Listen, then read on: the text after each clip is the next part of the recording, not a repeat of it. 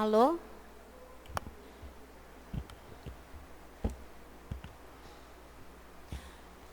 Boa tarde a todos.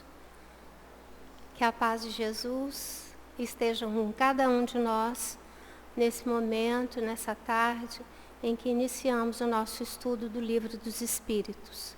Para iniciar, nós vamos ler a mensagem recebida durante essa semana. Amados irmãos, o Senhor Jesus Cristo esteja presente em vós, em vossos pensamentos, em vossos ideais, nas vossas palavras e ações. Quantos são os irmãos desvairados, apegados aos vícios, aos prazeres que torturam a alma? Quantos estão em expiações, quantas provas a serem superadas? Quanta dor! E que quando pensamos neste momento, nos dói a palavra. Guerras, crianças que passam por tantos terrores, não só da violência bélica, mas pela fome. São tantos os transtornos que a Terra vai passando, que nesse instante, que todos aqueles que buscam no ideal do amor o servir, se encorajam trabalhando em si, convidando ao amai-vos. Meus amados,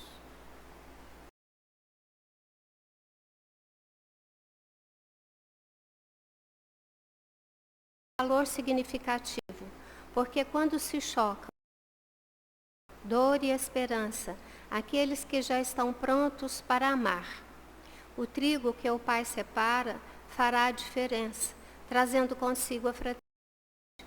E mesmo nos caídos, nos ódios, terão a lembrança do exemplo do amar.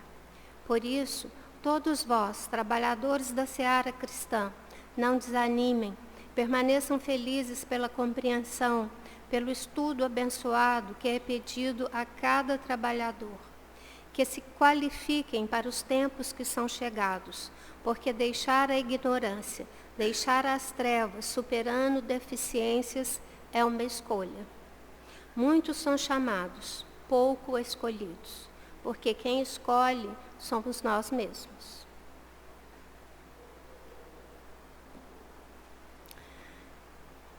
Aproveitando esse momento, então, dessa mensagem que nos chega, elevemos o nosso pensamento ao alto, pedindo a Deus, a Jesus, que nos traga as bênçãos que nós necessitamos, que cada um aqui necessita.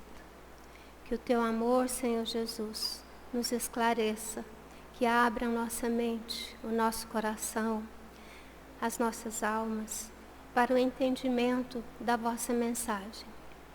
Esteja sempre conosco, nos auxilie no entendimento, clareie as nossas mentes, Senhor. Que assim seja.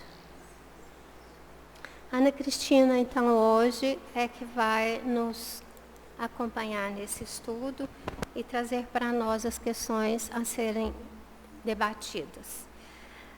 Nós estamos, então, no livro 3º, no capítulo 5, na lei da conservação, nas questões privações voluntárias, mortificações. Iniciamos esse capítulo. Nas questões, iniciamos então nas questões 718. Ana Cristina, quem vai fazer a leitura? A Esther? A Esther vai acompanhar então a Ana Cristina.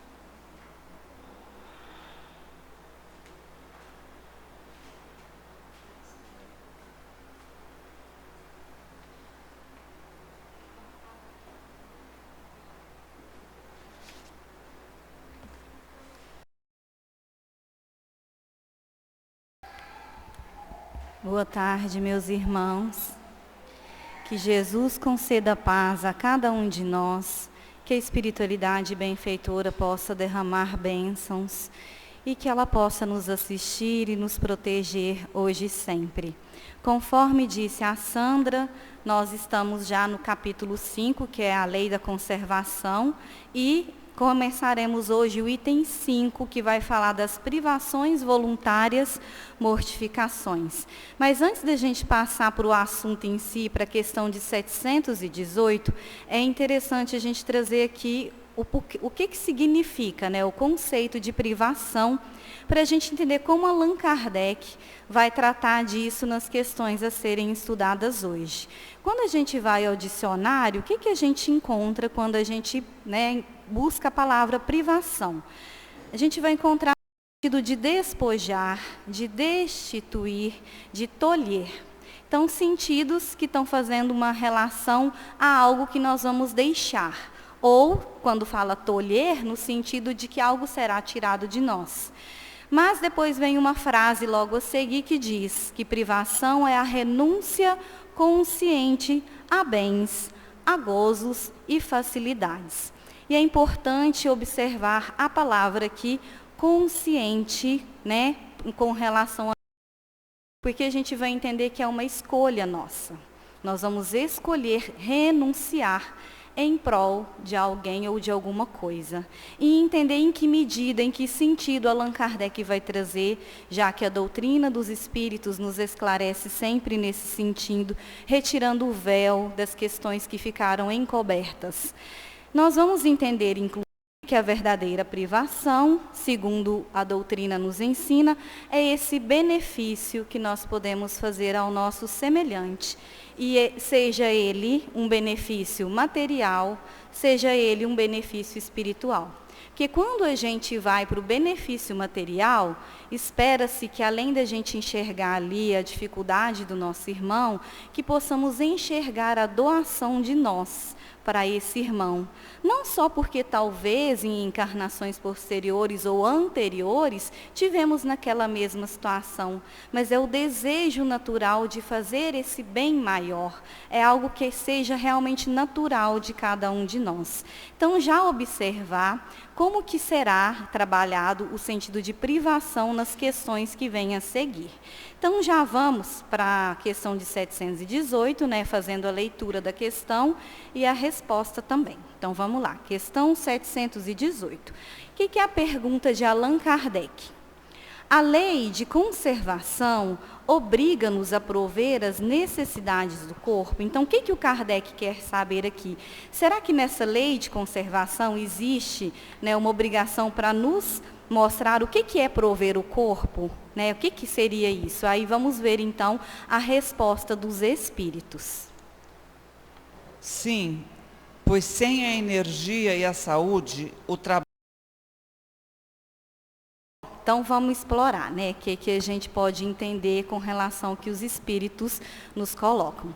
Para começar a entender o que os espíritos estão dizendo com relação ao corpo ter essa energia e essa saúde, vamos nos referir aqui a uma passagem que está em Coríntios, no capítulo 6, em que Paulo de Tarso diz que o nosso corpo é um templo de Deus. Ele vai dizer ali da importância desse corpo físico, ele está falando do corpo físico, como templo de Deus. Em outra passagem, que eu sei que é de Coríntios, mas agora eu não anotei o capítulo, ele vai dizer, já não é o não, como é que é?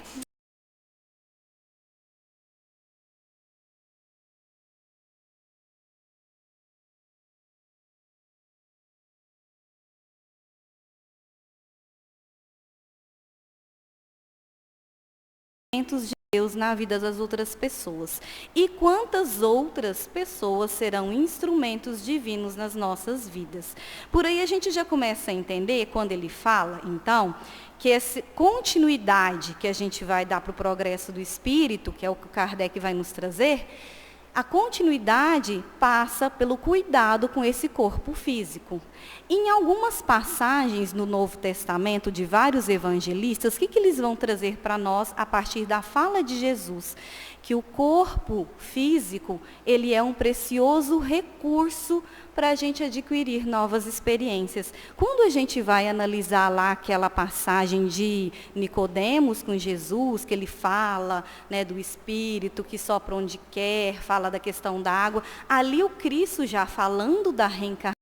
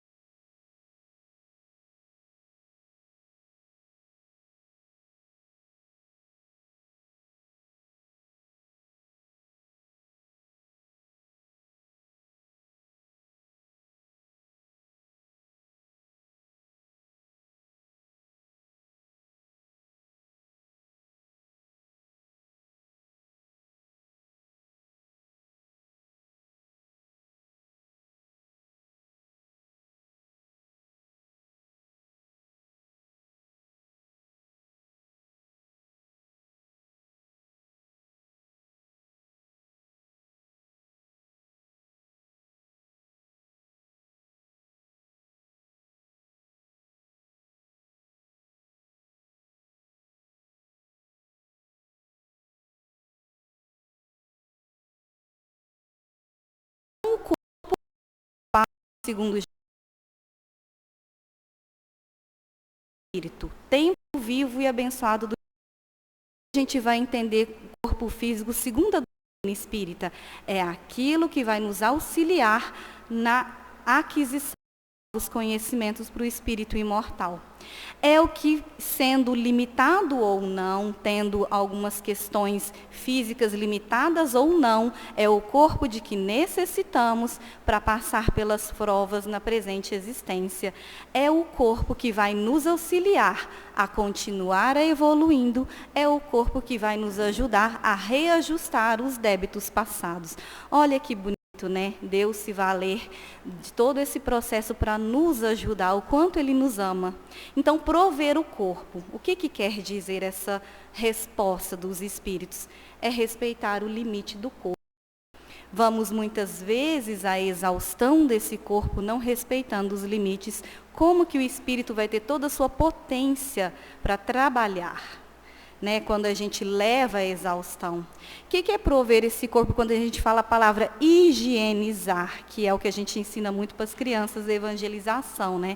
Não é só a higiene do corpo, mas essa higiene das emoções. Como as emoções afetam o nosso corpo físico. É a alimentação adequada e saudável, não só física, alimentar de bons sentimentos, de bons pensamentos. É evitar, sobretudo, os vícios, porque eles vão impedir que esse corpo tenha essa energia e essa saúde adequada para a gente dar continuidade na nossa evolução.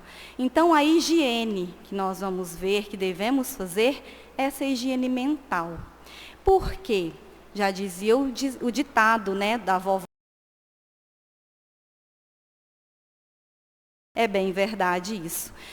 No livro A Gênese, quem quiser perguntar, gente, vocês podem ir colocando. No livro A Gênese, o Kardec, ele nos apresenta no item 24, no capítulo 11, quando ele fala da encarnação dos espíritos, é uma fala muito interessante para essa questão que a gente está trabalhando. Diz assim: a obrigação que tem o espírito encarnado de prover o alimento do corpo, sua segurança e seu bem-estar, impulsiona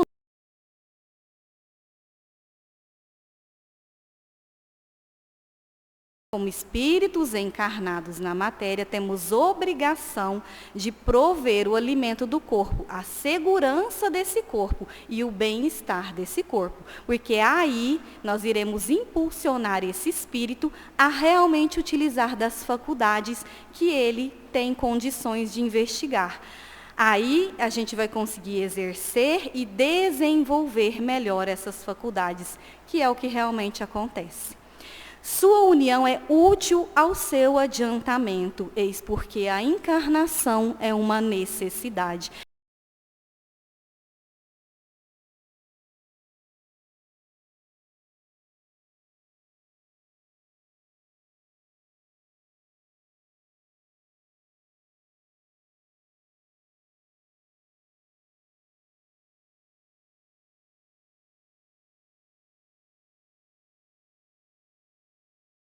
Antigamente,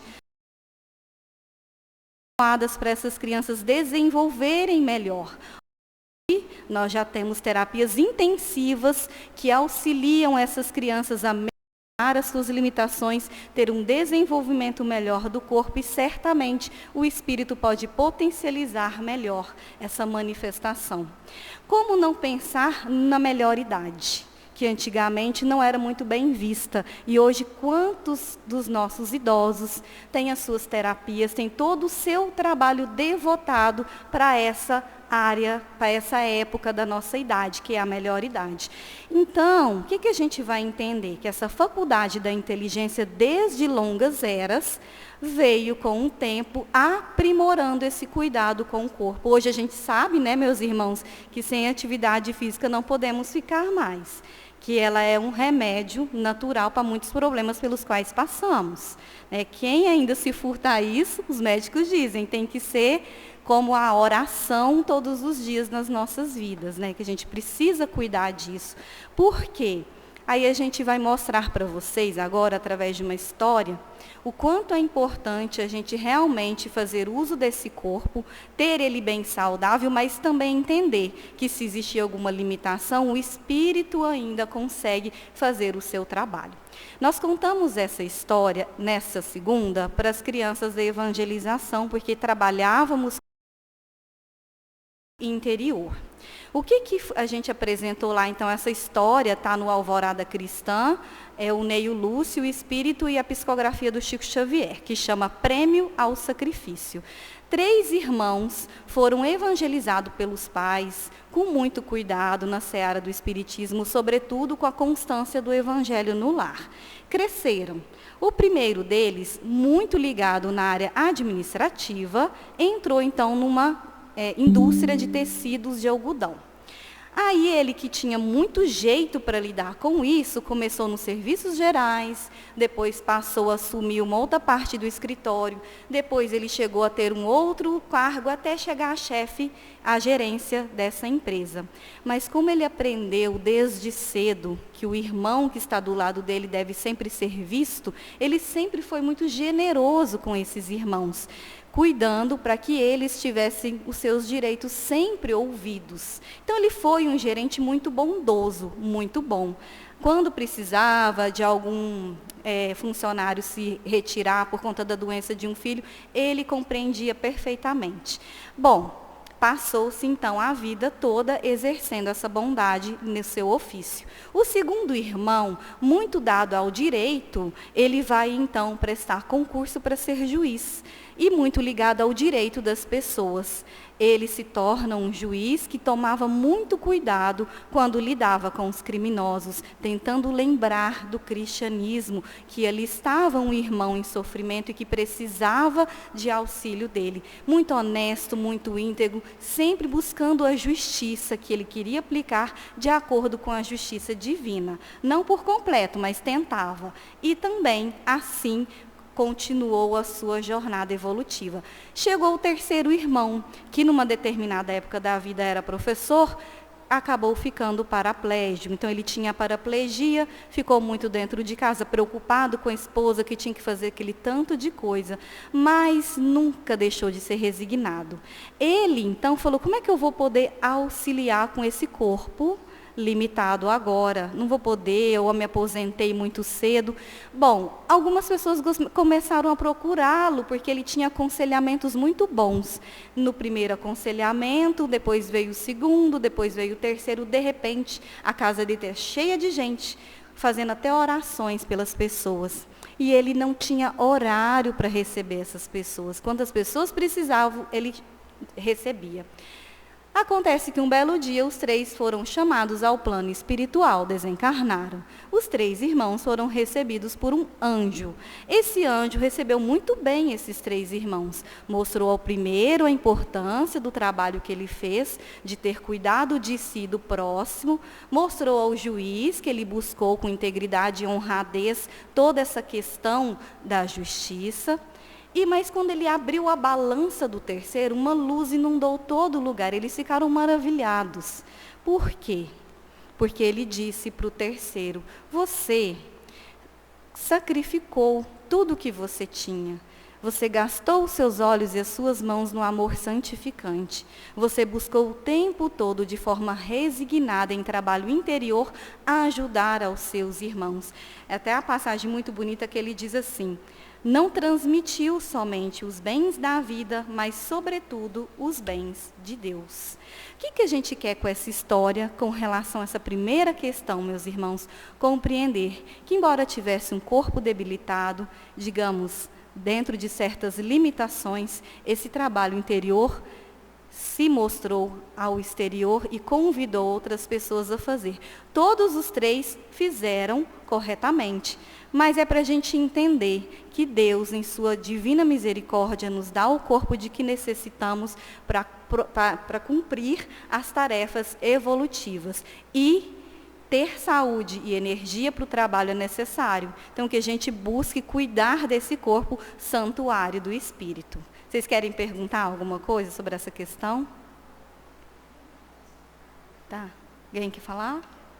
Então, vamos para a questão de 719. O que o Kardec agora vai perguntar na 719? Será que o homem ele é censurável por procurar o bem-estar? Então, é assim. Será que é errado gozar de conforto? É errado buscar o bem-estar? É isso que a espiritualidade vai nos responder. Resposta dos espíritos. O bem-estar é um desejo natural. Então, vamos parar rapidinho só para essa primeira frase, porque depois ele já vai responder de vez. O que esse bem-estar ser um desejo natural? Todos nós buscamos o bem-estar. Nós não viemos aqui para sofrer. Não viemos para o sofrimento. O sofrimento ele é consequência das nossas ações. Por quê? Allan Kardec vai dizer lá no capítulo 5 do Evangelho, em Bem-aventurados os aflitos, a maioria das aflições não são enviadas pelo Pai. Somos nós que criamos. A maioria do nosso sofrimento, está lá, o Kardec diz, somos nós que criamos por conta do nosso orgulho, da nossa vaidade, do nosso melindre, da nossa hipocrisia. As outras, quando vêm para nós, é porque são provas que nós damos contas de passar.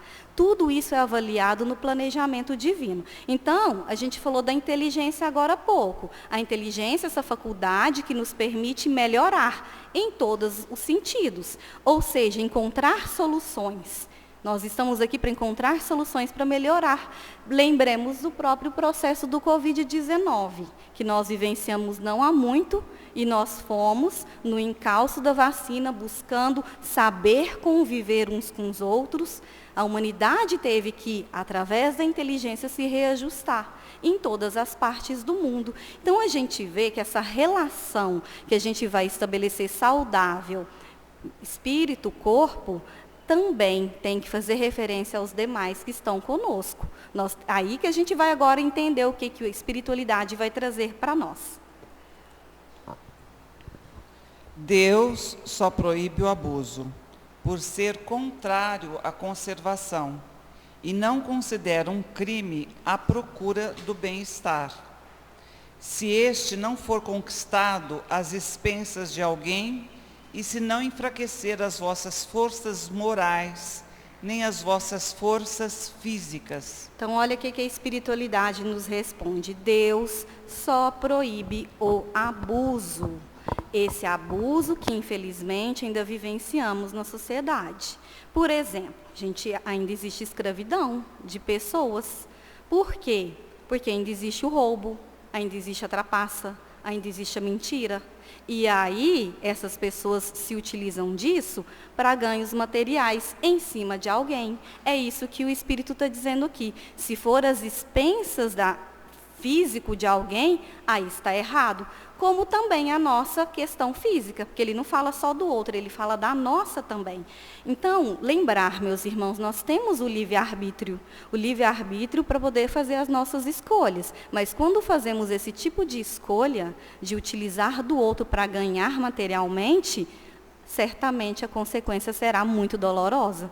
Não é Deus que vai cobrar isso da gente, é a nossa própria consciência, onde está gravada a lei divina. A nossa própria consciência vai condenar as nossas ações e nós vamos pedir a reparação. Vamos nos arrepender e pedir a devida reparação. Tem uma frase de Jesus que está em Lucas, no capítulo 12, versículo 2, que é perfeito para isso. Ele diz assim: nada há encoberto que não venha a ser revelado, e oculto que não venha a ser conhecido. Nada fica oculto do Pai, da providência. Nada virá à tona. Então, a gente precisa cuidar disso. Quando ele fala de ir além da força física, seja a nossa, seja do outro, lembrando de novo. A gente não disse aqui que o corpo é um patrimônio divino, é um templo de Deus? Então, os benfeitores, quando eles vão planejar a nossa reencarnação, eles já planejam exatamente por aquilo que nós necessitamos passar, exatamente por aquilo que nós precisamos para melhorar e reajustar o débito da consciência. Então, procurar o bem-estar não é errado. O descanso que eu almejo para mim tem que ser também para o meu irmão. Esse refazimento das minhas forças deve ser também para o meu irmão. Aí a gente pode perguntar diante da questão que eles dizem, proibir o abuso, não considera o crime se a gente buscar o bem-estar, desde que não seja com relação a alguém e nem com as nossas forças físicas. Qual o caminho, então, para a gente não errar? Voltamos na palavra que a gente disse que ia dizer bastante no estudo, equilíbrio. Equilíbrio do que a gente tem que fazer e a honestidade. Honestidade de entender que se eu tenho condições de ter o descanso, o outro também tem que ter. O contrário disso, meus irmãos, é o que a gente vivencia ainda. Desregramento, vícios, exigências. Então a gente precisa tomar muito cuidado com isso. O sono reparador, um exemplo. Quando a gente vai dormir, né, a gente se prepara, faz oração, mas tem dia que a gente não consegue por vários motivos ou preocupações.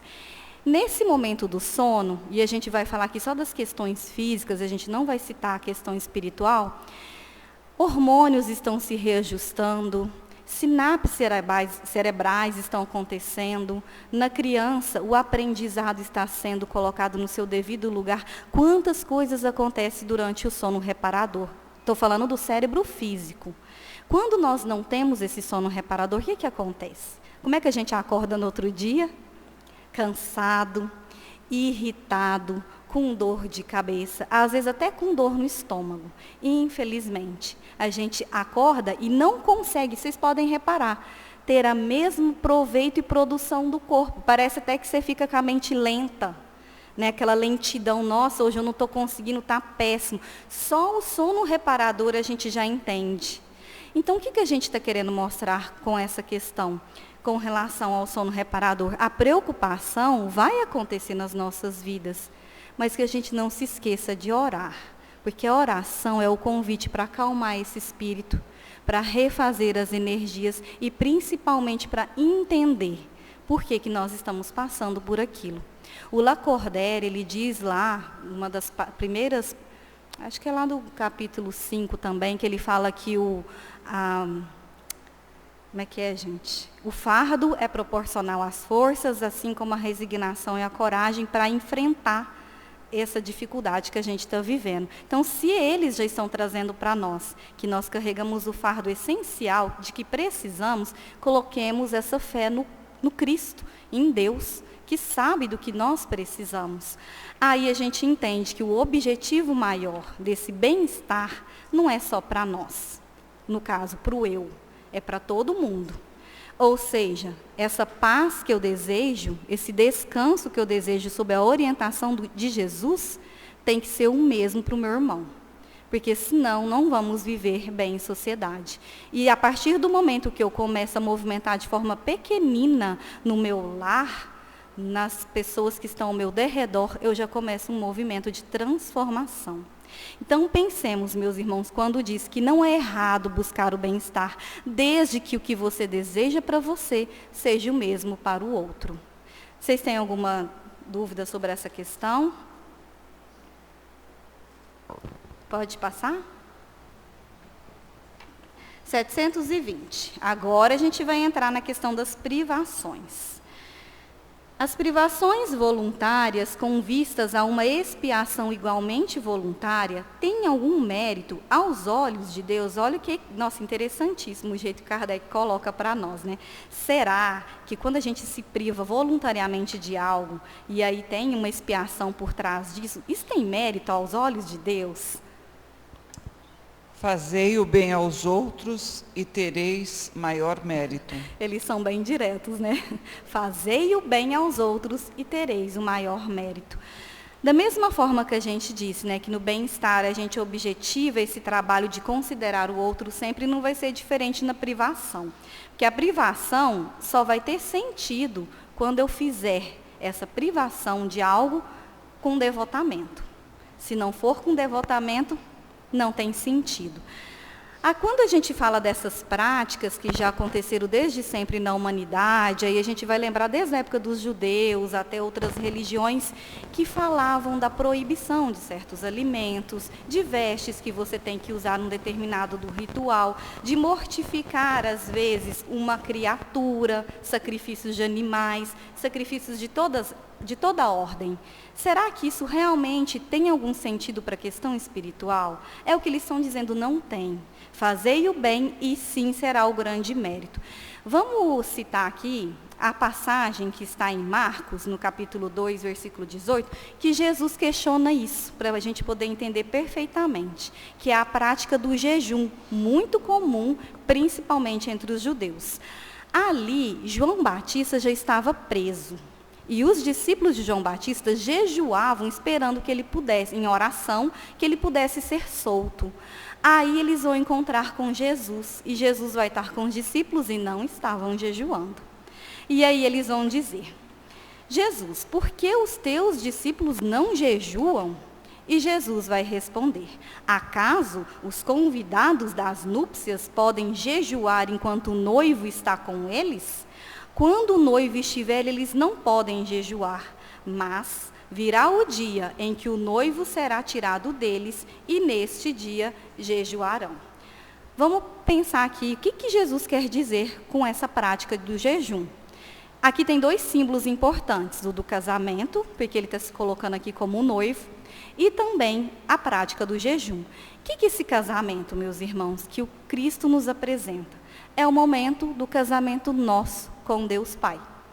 É o evangelho, que numa festa de casamento é pura alegria, é o evangelho da alegria. Então, não é o momento de jejuar, é o momento de vivenciar a alegria do evangelho. Ele está ali entre os seus discípulos, divulgando o evangelho. Ali, Jesus está trazendo para nós que o reino de Deus já está em nós, através das sementes que nós iremos aos poucos plantar e cultivar. E aí ele fala, então, essa questão do jejum entra como? O jejum, então, não é material. O jejum aqui é espiritual. E se ele é espiritual, o que ele está dizendo para os discípulos de João? Os meus discípulos vão jejuar quando eles estiverem prontos. E que seria esse jejum, então? Se eles espiritualizaram o jejum, significa que eles vão levar adiante a fala do Cristo, a divulgação do Cristo. Vai levar adiante o Evangelho de Jesus. Aí a gente entende que a prática do jejum passa, então, à interioridade, não é mais exterior. Então, vocês percebem como que Jesus retira toda essa questão da mortificação, da privação, que não é exterior mais. A privação que a gente tem que fazer é do nosso sentimento, do nosso coração, para com o nosso próximo, seja ele quem for. Aí a privação, Jesus vai nos ensinar, é a renúncia do próprio Espírito. Aí Jesus vai nos falar, lá quando, no Evangelho segundo o Espiritismo, no capítulo 10, no sacrifício mais agradável a Deus, o que ele fala para nós? Jesus diz assim, se você for ofertar, colocar sua oferenda no altar, vá primeiro ver se não tem que ver alguma coisa com o teu irmão, reconcilia-te com o teu irmão primeiro. Porque o altar aqui não é o altar material, é o altar da consciência. Esse altar que a gente precisa cuidar. Esse altar de observar o que se passa no coração com relação ao nosso próximo. Aí a gente vai estar praticando isso que os Espíritos estão dizendo para nós. Fazer o bem aos outros é a melhor privação, é o nosso maior mérito. Esse maior mérito em auxiliar quem precisa, em consolar os enfermos da alma e do corpo, em nós sermos também aqueles que vão erguer os caídos, porque quantas vezes fomos erguidos. Essa renovação da alma que a doutrina espírita vem ser sustento, vem ser, sobretudo, equilíbrio. De novo, a gente fala do equilíbrio. Então, essa privação que os nossos irmãos estão colocando é o homem que nasce com Jesus. É o homem novo. Lembra que o Paulo falava? Que deixa de ser o homem velho para ser o homem novo? É o homem novo que nasce com Jesus. Por isso que, como dissemos lá no início da nossa fala, a verdadeira privação é o bem que a gente pode fazer, que é a questão que os nossos irmãos estão colocando. Alguém tem alguma questão a fazer? Querem perguntar? Gente, vocês estão muito caladinhos. Agora vamos para a questão 720, a linha A. Aqui ela é uma consequência da anterior, então está relacionado. Eu tenho que só ficar de olho ali, né? há privações voluntárias que sejam meritórias, ou seja, tem alguma privação, que agora a gente vai entrar mesmo nessa questão, que seja meritória? Resposta dos Espíritos: sim. A privação dos prazeres inúteis, porque liberta o homem da matéria e eleva sua alma. O meritório é resistir à tentação que vos convida aos excessos e ao gozo das coisas inúteis. É retirar do necessário para dar aos que o não têm. Se a privação nada mais for que um fingimento, será apenas uma irrisão. Bom, então ele disse, existe privações voluntárias que a gente pode ter como mérito.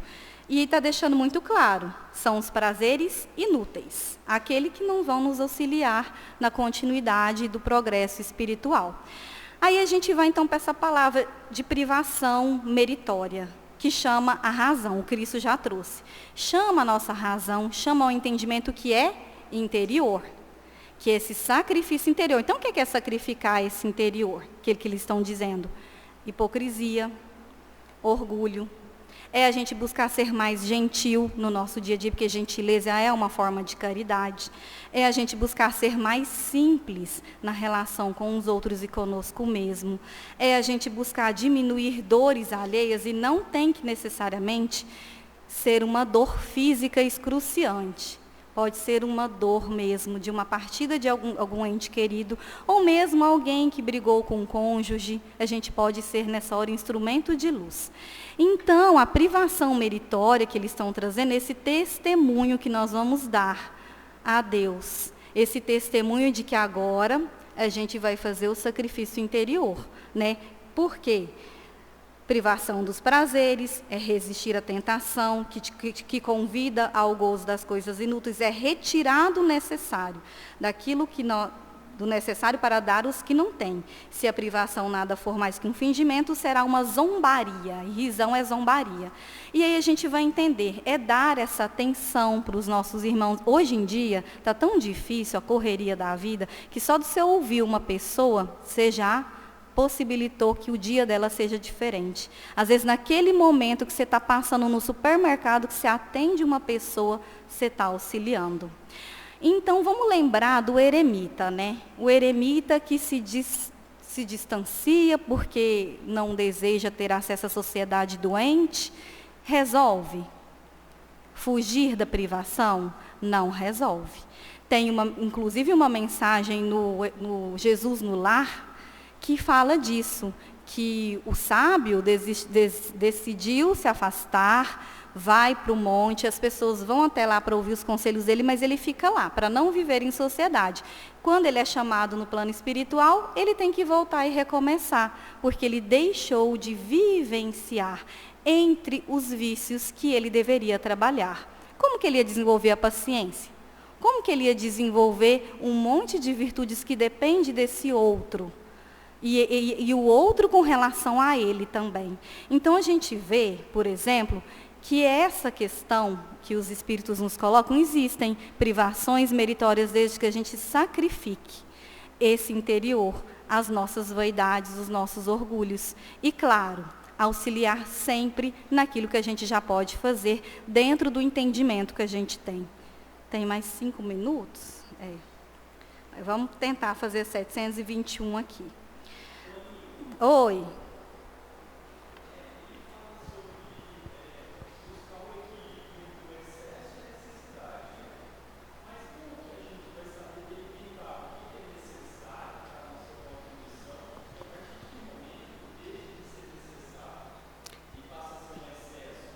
Então, essa, inclusive, é a questão de 721.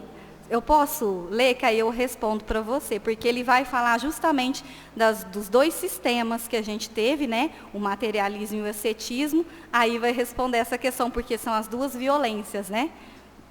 Você pode, eu vou ler aqui. A vida de mortificações no ascetismo tem sido praticada desde toda a antiguidade nos diferentes povos. É ela meritória sob algum ponto de vista? Então, Kardec já foi direto no ascetismo, que é o que o que o Hélio está perguntando ali. Como é que a gente vai ter o equilíbrio entre uma coisa e outra? O ascetismo foi uma filosofia de vida, principalmente entre os gregos, e eles tinham essa ideia, para desenvolver o espírito, eles tinham que se autoflagelarem, eles tinham que, às vezes, fazer penitências dificílimas, mortificando o corpo, para conseguir o desenvolvimento do espírito. Então, a gente não tinha equilíbrio. E depois a gente vai ver no Evangelho segundo o Espiritismo, George está lá no capítulo 17 do Evangelho, ele vai trazer uma instrução justamente sobre isso, o que os ascetas davam essa importância, né, para a questão do espírito, esquecendo do corpo, e os materialistas indo no seu oposto, né, dando vazão para a questão material. E aí ele diz, olha, duas violências, dois sistemas que não há equilíbrio nenhum. E como é que os espíritos então vão trazer para nós esse possível equilíbrio? Perguntai a quem ela aproveita e tereis a resposta. Se não serve ao que a pratica e o impede de fazer o bem, é egoísta qualquer que seja o pretexto sob o qual se disfarce. Submeter-se a privações no trabalho pelos outros é a verdadeira mortificação, de acordo com a caridade cristã. Então, Hélio, como é que a gente responde, então, onde encontrar o equilíbrio entre uma coisa e outra? A primeira fala do Espírito já disse, a gente tem que se perguntar se esse estilo de vida que a gente tem realmente responde a essa privação segundo o Cristo nos oferece, que é o sacrifício interior. Sempre se perguntar, aqui no caso ele está falando do ascetismo, perguntar a quem aproveita esse estilo de vida e você vai ter a resposta. Será que se eu vivenciar um estilo de vida muito dado à questão do espírito, vai me auxiliar? Ou será que se eu fizer o contrário, também estará me auxiliando? Passa por essa questão. Mas os espíritos vêm em nosso socorro. Quando eles nos apresentam, nesse texto mesmo do George, que nós devemos amar a nossa alma e cuidar do nosso corpo, sempre com muito cuidado, e lembrando que se você for martirizar alguma coisa, que seja a vossa alma. O que ele está falando, martirizar a alma? De novo, sacrificar as vaidades, sacrificar o que a gente já se conhece. Quando a gente está na relação saudável com o outro, a gente consegue perceber quando a gente está fazendo algo que não vai de acordo com a nossa consciência. E da mesma forma sabe sentir quando é algo positivo com relação àquela pessoa. Então, corpo e espírito, para ter equilíbrio, a gente tem que ter respeito pelos dois e dignidade pelos dois. A gente tem que lembrar uma coisa. O que é o dever do espírito imortal, na verdade? É lembrar que o livre-arbítrio é o aguilhão. O livre-arbítrio é o aguilhão da consciência. O que o Lázaro está falando? Está na nossa consciência. E quando a gente for para o livre-arbítrio, que a gente saiba utilizar desse sentimento, dessa lei que já está gravada ali. E ele vai dizer, porque ali você terá respostas, inclusive para lidar com sofismas da paixão. Essas são as palavras do Lázaro, mas traduzindo, seria, já está conosco esse conhecimento, principalmente quando nós temos nas mãos a doutrina dos Espíritos. Então, o estudo de hoje é isso, porque já está dando horário, mas vocês têm alguma dúvida, alguma questão para fazer? Então, só entendendo, né, o quão importante é o nosso corpo para poder ele estar trabalhando com saúde, numa organização perfeita, de acordo com o que nos foi oferecido pela providência, lembrando que o espírito é essa potência maior, é o espírito que vai permitir, então, que essa evolução aconteça. A gente viu pela história dos 3 irmãos. Fiquem todos em paz, que Jesus nos abençoe hoje e sempre.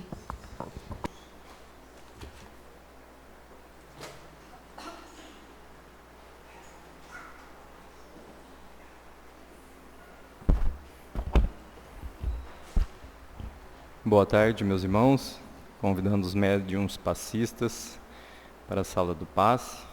Lembrando que ontem tivemos a pizza, quem fez a encomenda ou quem quiser adquirir uma pizza, é só conversar conosco, que tem avulsas também. Então vamos elevar os nossos pensamentos a Deus, nosso Pai, ao Mestre Jesus, à espiritualidade benfeitora, rogar que nos proteja, que nos console, que nos mostre o caminho correto, que proteja os nossos lares, os nossos familiares, nossos amigos, todos aqueles que nos são caros. Pedir também força para essa semana que se inicia, que possamos compreender essas palavras que aqui foram ditas e aplicar no nosso dia a dia, no nosso cotidiano. Jesus, continue nos protegendo, nos intuindo, para que possamos seguir o caminho reto, o caminho da verdadeira felicidade, o caminho da caridade cristã, como nos foi passado. Mestre amado, espiritualidade benfeitora, permaneça conosco hoje, essa semana e sempre. Que assim seja.